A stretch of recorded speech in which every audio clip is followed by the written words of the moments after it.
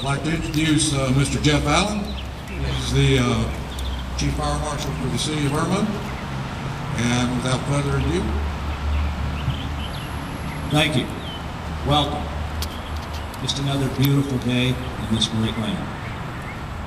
I'm going to refer to some notes here because there are some specific issues that I don't want to miss and I don't want to forget, so please forgive me if once in a while we've got to notes.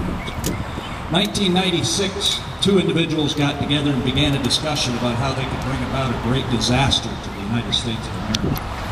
They decided a plan to fly commercial airplanes into tall buildings would provide enough of a wake-up call to the free world that it would bring needed attention to their cause. Early in the morning, 8 years ago Friday, as we all know, 19 hijackers took control of 4 airliners.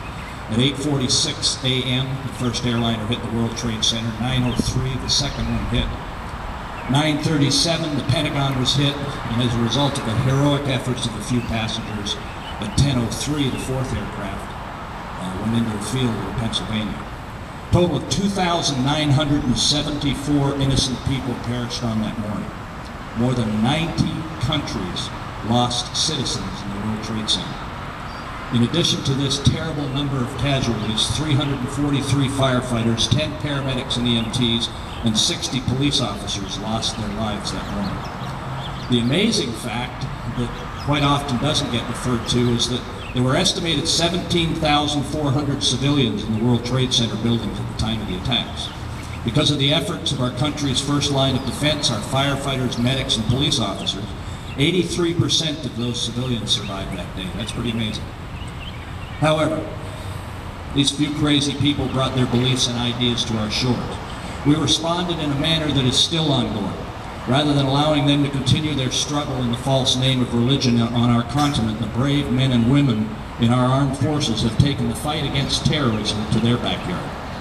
It doesn't matter if it's World War I, World War II, Korea, Vietnam, Iraq, Afghanistan.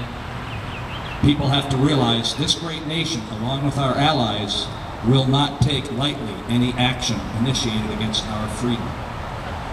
Like the over 400 public safety personnel who did not get to go home after 9/11, many in our Army, Navy, and Air Force have also given the ultimate sacrifice in our response.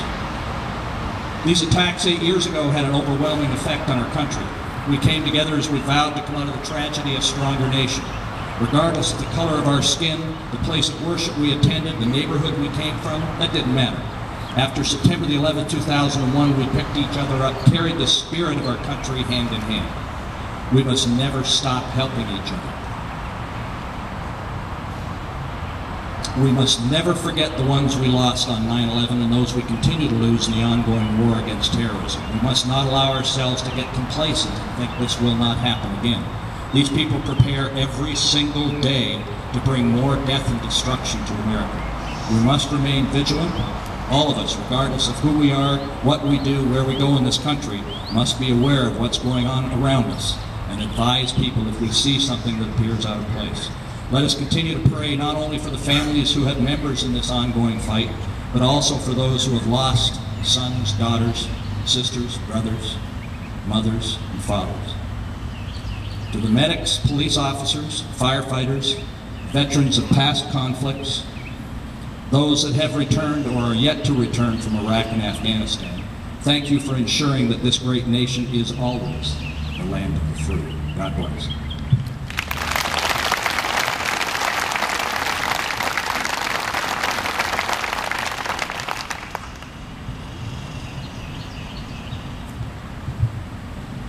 all right, I'd like to introduce Mr. Bill.